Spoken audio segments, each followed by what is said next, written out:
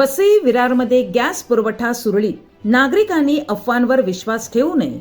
महापौर अजिव पाटील.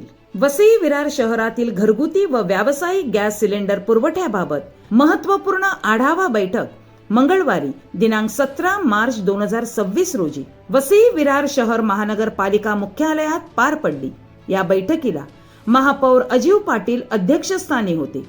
मध्य पूर्व आशिया, अमेरिका आणि युरोपमधील तणावपूर्ण परिस्थितीच्या पार्श्वभूमीवर शहरातील गॅस पुरवठा सुरळीत राहावा यासाठी प्रशासनाने विविध गॅस वितरक, हॉटेल्स असोसिएशन, पोलीस प्रशासन आणि संबंधित शासकीय विभागांसोबत सविस्तर चर्चा केली.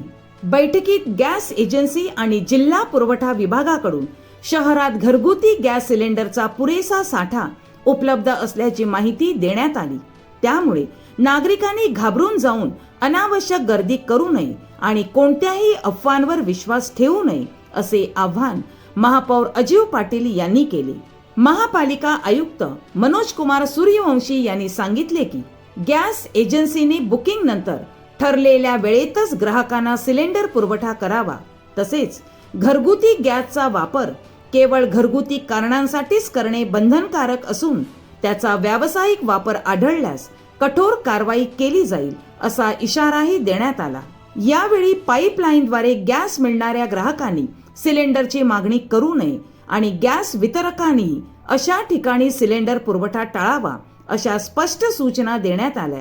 गॅस वितरणावेळी सुरक्षेच्या सर्व उपाययोजना करण्याचे निर्देशही देण्यात आले असून कोणतीही आपत्कालीन परिस्थिती उद्भवल्यास तात्काळ 112 या क्रमांकावर संपर्क साधण्याचे आवाहन पोलीस प्रशासनाने केले.